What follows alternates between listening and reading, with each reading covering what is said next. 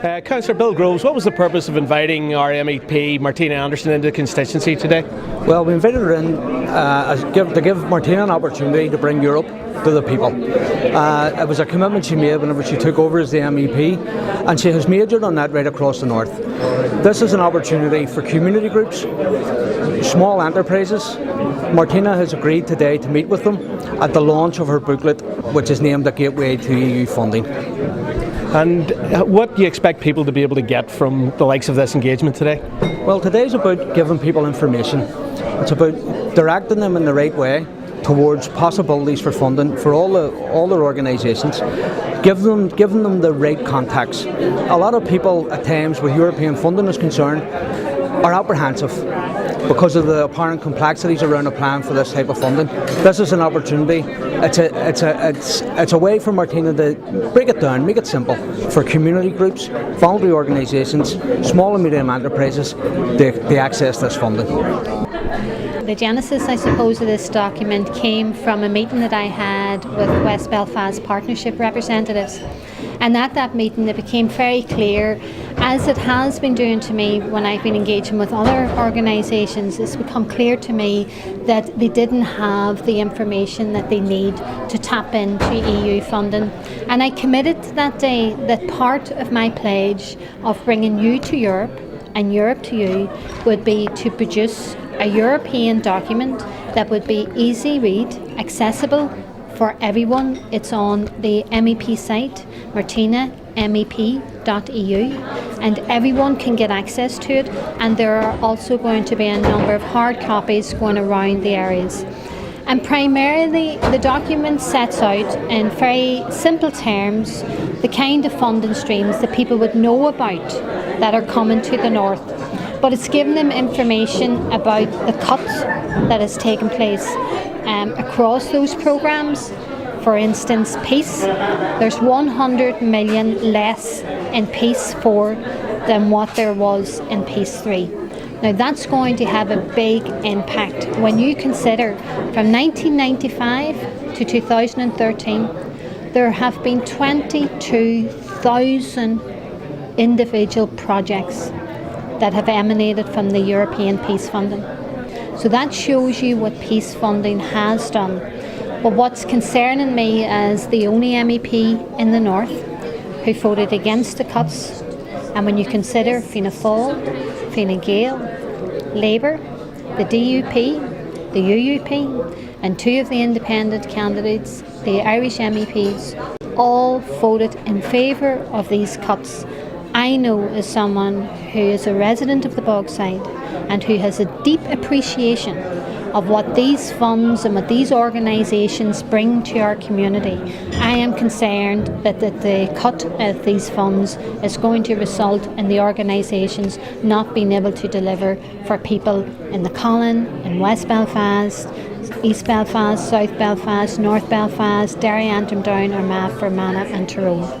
And I am concerned that the people that are going to suffer as a consequence of the MEPs agreeing to cut the budget, first time the European budget has been cut in 56 years, will be those people that we represent. So in this document there is information about competitive funding programmes. Now, without doubt, Europe is bureaucratic, it's complex.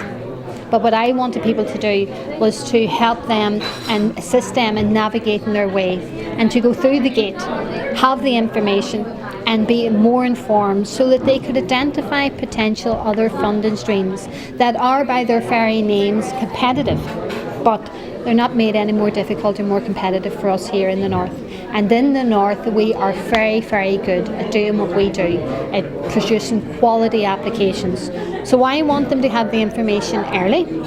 This funding stream now is running over a 7-year period from 2014 to 2020. They don't need to panic, because if they don't have the information yet and they feel, God, we're too late, they're not too late. I have a duty and responsibility to make sure they're informed, and what I commit to do if re-elected is to build upon the work that I have been doing over the last year and a half, and making sure that the people who benefit from European funding are the people who are residing in the communities, like myself in the Bogside, that they benefit from the European assistance that's there. But what I need from the groups and organisations, I need from all those organisations a can-do attitude, that they will go forward, and I need them to know that I am here to work for them. Trish Holland, a great crowd here today. What motivated you to be here? Well, actually, it was a few months ago, and Martina hosted sort of a seminar in the West Belfast Partnership Board, and at that seminar she gave an outline of the European funding, which, by the way, we knew very little of then. And at that seminar she said that she would produce, a pamphlet that would give us a sort of, an easy way of finding out how European funding works, and I think she's done that today. It's absolutely marvellous, the information we've been given. How important is the access not only to the MEP but the funding for groups like yourselves? The MEP, we have found that we've always had access whenever we have asked for it, but in terms of the European funding, we think the civil servants within Stormont haven't come across with explaining it to people on the ground. So our MEP has done that.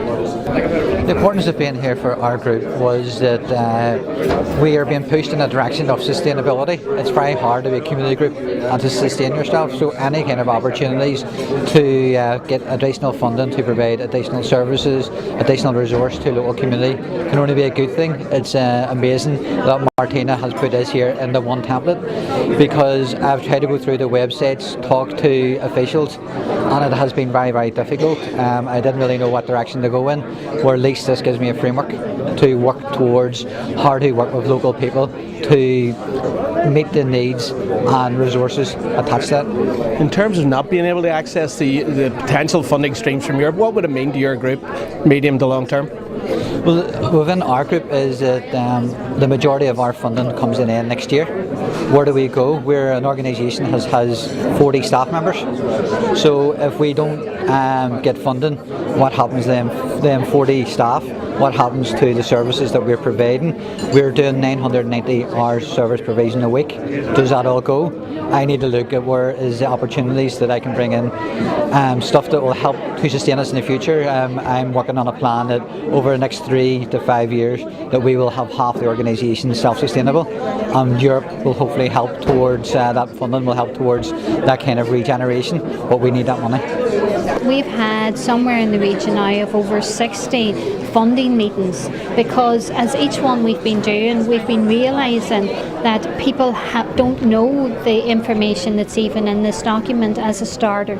And when I consider then what 4 of us, we would be such a mighty force, and we would be standing up for the people of Ireland, north, south, east and west, and I think that's what the people of Ireland both deserve, and it's certainly what they will get if they elect 4 Sinn Féin MEPs.